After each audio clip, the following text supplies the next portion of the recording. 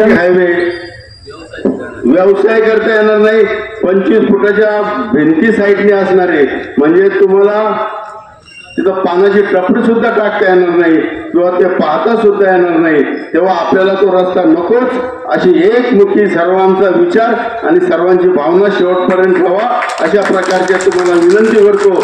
आणि आपण सर्वजण उपस्थित झाला, तुमचं सर्वांचं मी राजुरी गावच्या वतीनं अगदी स्वतः अभिनंदन करतो आणि तुम्हाला धन्यवाद देतो। जय हिंद, जय महाराष्ट्र, जय शिवराय।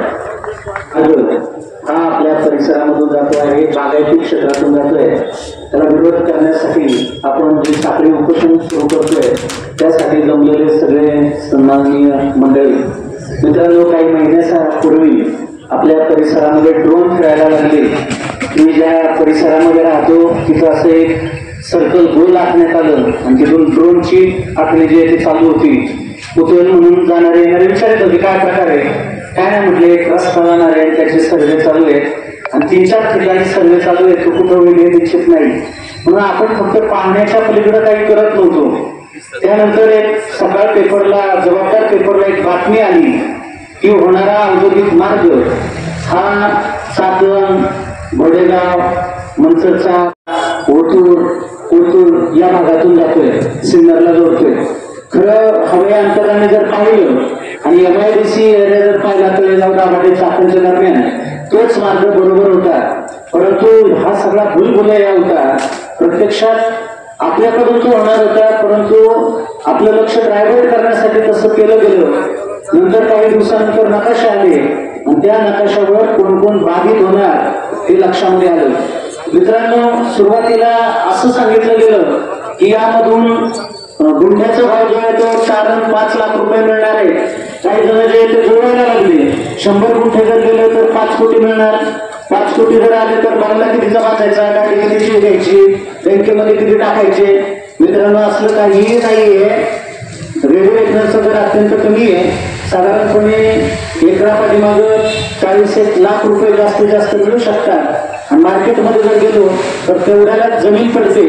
आपल्या ज्या जमीन आहेत त्या जमीन मोनशेडच्या मते 10 ते 20 लाख रुपयेच मिळणार, जमिनी आपल्याकडे 40 लाख रुपये एकरच्या खाली कुठेही नाही। 1 लाख रुपये गुंठ्यात सहजपणे भाव असतात। आपण ज्या पारंपरिक जमिनी करतोय त्या जमिनी सोडून अन्यत्र आपल्याला जावं लागणार आहे। दुसरं म्हणजे राजुरी जे ते दक्षिण उत्तर आपला गाव तुटतोय, पुन्हा एकदा कल्याण लातूर मार्ग जो आहे तो जातोय, त्याच्यातून पूर्व पश्चिम तुटतोय, गावाचे 4 भाग होणार आहे। आज जे आपण पाहतो गणपती बसल्यावर एकदा सगळे नेते मंडळी एकत्रित बसतात मोटरसायकलवर, अख्खा गाव एक 3-4 तासामध्ये आपण फिरून येतो, असं काहीही होणार नाही।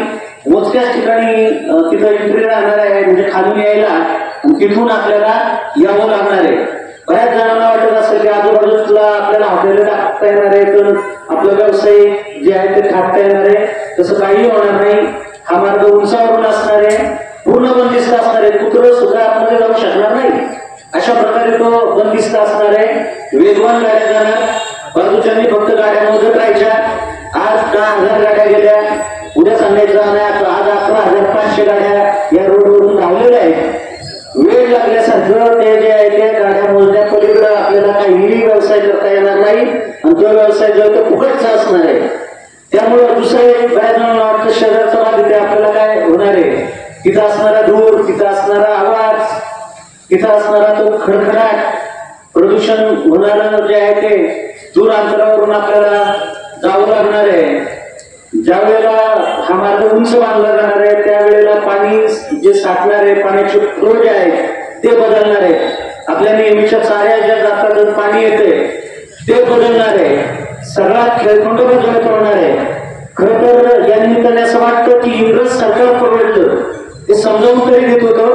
आता अगोदर सरपंचांनी सांगितल्याप्रमाणे कोणत्या तरी कंपनीला सर्वे करायला द्यायचा आणि सांगायचं। आता एक युट्यूबवर व्हिडिओ फिरत आहे की नाशिकवरून पुण्याला जाणार 3 तासात, शिर्डीचं दर्शन जे आहे ते आळाफाट्यावरून होणार 1 तासामध्ये, आणि मग भूलभुलैया केला जातो। मुद्दाम ते व्हिडिओ जे आहे ते प्रसारित केले जातात, वेगवान गाड्या कशा चालतात, हायफाय सगळं जे आहे ते कसं होतंय। निर्मिती करण्याचा प्रयत्न जो आहे तो केला जातो.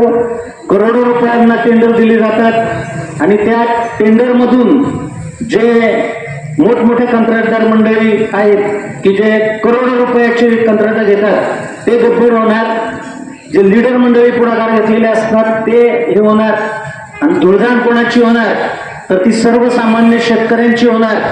मित्रांनो, विकास तर नक्की झाला पाहिजे, परंतु काही पट्ट्यांमध्ये आमच्याकडून रस्ता जाऊ द्या असं म्हणणं आहे जिरायती पट्ट्यामधून. मग तो जिरायती पट्टा सोडून द्यायचा आणि बागायती पट्टा जो आहे तो घ्यायचा.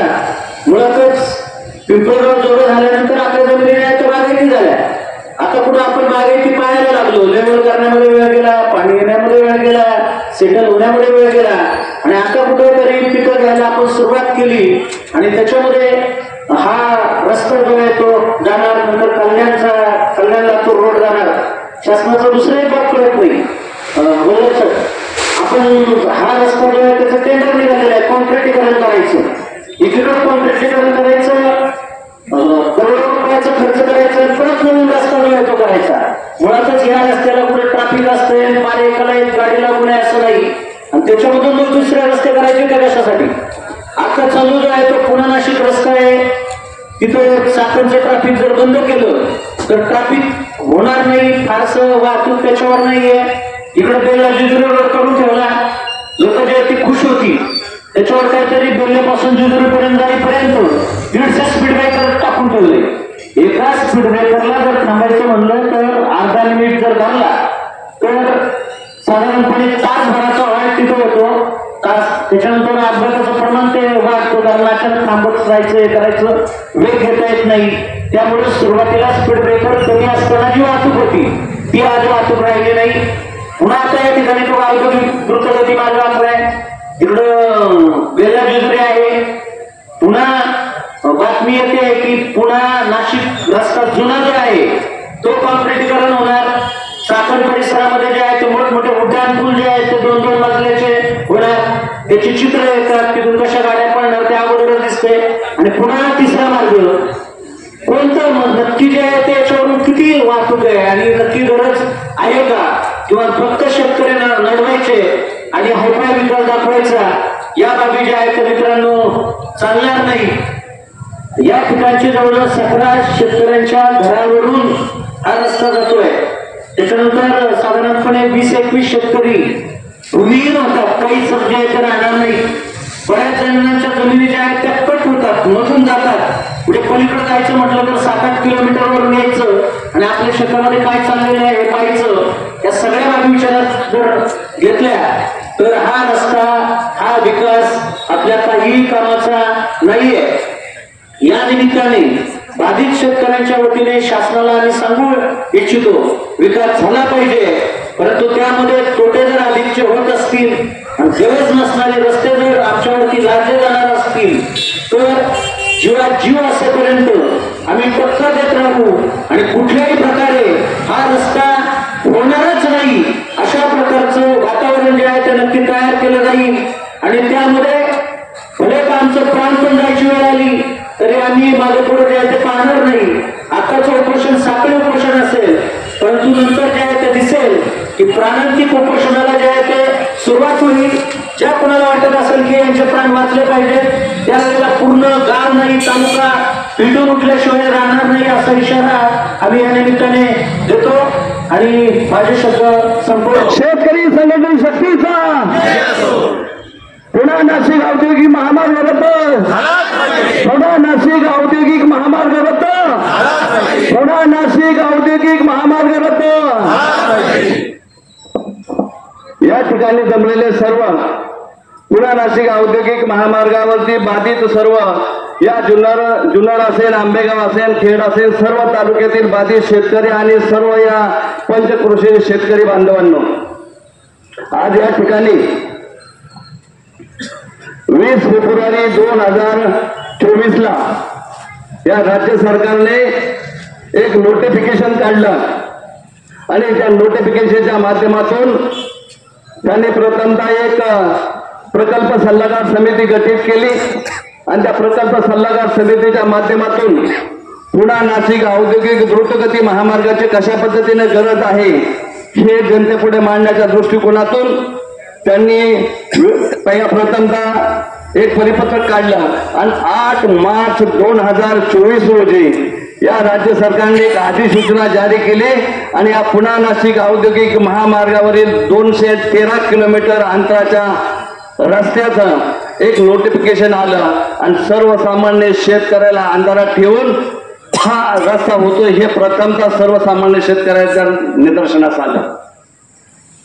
या ठिकाणी जमलेले सर्व शेतकरी बांधवांना मी या निमित्ताने हा रस्ता गेल्याने काय होणार आहे आणि रस्ता जर झाला तर काय होईल, परंतु हे या निमित्ताने मी आपल्याला सांगणार आहे.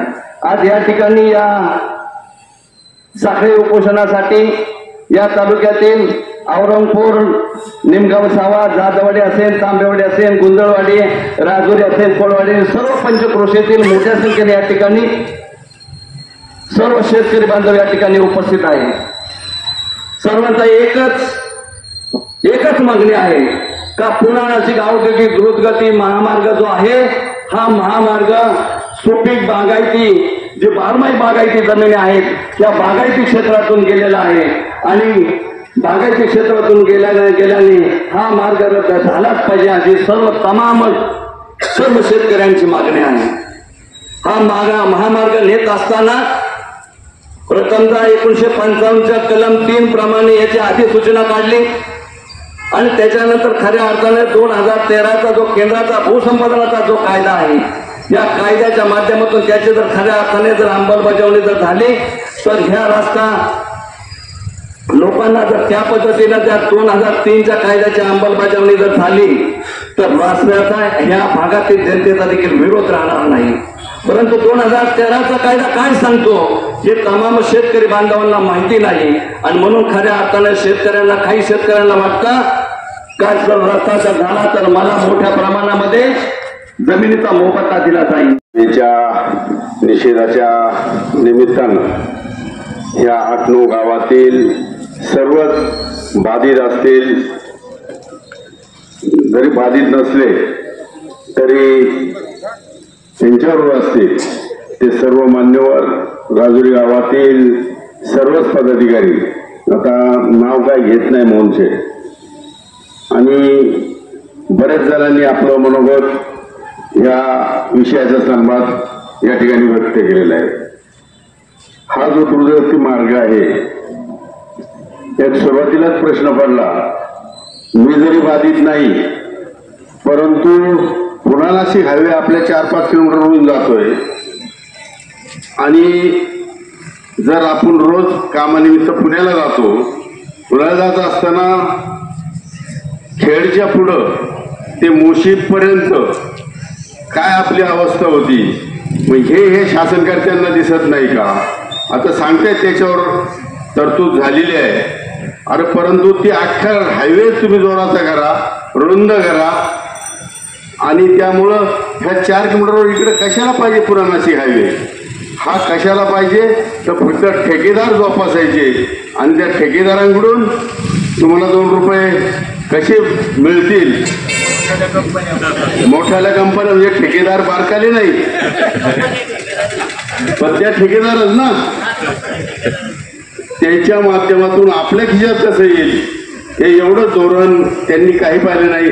अरे हा जो निमगाव साव्यापासून तर आपल्या राजुरी आळा कोळवाडीपर्यंत सर्व बागायत क्षेत्र आहे आणि ही पुण्य आता पूर्वी जर एक 20-25 वर्षापूर्वीचा विचार केला तर आपल्या ह्या हायवे पासून इकडंच ते पण पाणी ज्याच्या विहिरी चांगल्या आहेत त्याचेच बागायत असायची, रस्त्याच्या वर तर सगळं जिरं आहे. परंतु ही शिवाजीराजे पवार साहेबांची पुण्याई ह्या तालुक्यात धरणं आणली आणि धरणं आणल्यानंतर कॅनॉल केले. आता कॅनॉल केले त्यावेळेस उलट आनंद वाटायचा, जरी आपल्या शेतकऱ्यांची आपली जमीन गेली पण त्या कॅनॉलचं पाणी 12 महिने आपल्याला मिळणार आहे. म्हणून त्या कॅनॉलच्या यासाठी कोणी शेतकऱ्यांनी विरोध केला नाही, उलट आपला परिसर हा बागायत होईल, हिरवागार होईल आणि आज तो झालेला आहे. आजही वरच्या परिसरात पाहिलं तर पूर्वी अगदी सर्व खडखडाट असायचं, परंतु आज कुठे असं इंचभर तुम्हाला कोर्ट दिसणार नाही किंवा जिराईत दिसणार नाही. आणि आता बाळासाहेबांनी आणि या सगळ्यांनी सांगितलंय की हा जो रेट लावलेला आहे तो शासनाने रेट तो 85 सालचा आहे आणि 2013ला शासनाने नवीन केलेला आहे. परंतु माझं असं म्हणणं आहे बाळासाहेब, अगदी नवीन रेटमध्ये सुद्धा नको. कारण जर एखाद्या बाधित शेतकऱ्याला 2 एकर जमीन असली आणि त्याची अख्खी जात असली आणि त्याला 2 रुपये मिळाले जास्त, परंतु तो क्षेत्र घेणार कुठं क्षेत्र घेणार का? झोपडपट्टी बांधता येणार नाही, कुठं पालात राहायचं. त्याच्यापेक्षा आहे असंच आमचं एकही क्षेत्र नको, आम्हाला रेटे जास्त नको, फक्त आमचं हे बागायत क्षेत्र आहे. आम्हाला ह्या याच्यातून या रस्त्याची काही गरज नाही, आमच्या पंचक्रोशीला गरज नाही. हाच एक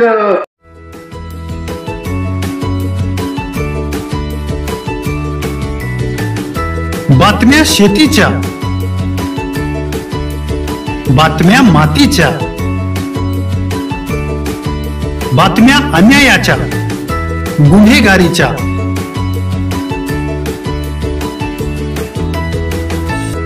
राजकारणाच्या आणि समाजकारणाच्या, शोषणाविरुद्ध बुलंद आवाज, जनसामान्यांच्या हुंकाराची गाज, सत्कार्याला प्रोत्साहन, दुष्कृत्याला अनुशासन, निर्भीड, निस्पृह, सडेतोड, बेधडक आणि रोखटोक म्हणजेच विघ्नहर टाइम्स. शोध बातमीचा, ध्यास सत्याचा. आपलं चॅनल, आपली बातमी. सबस्क्राईब तर कराच, पण बेल आयकॉनवर क्लिक करायलाही विसरू नका.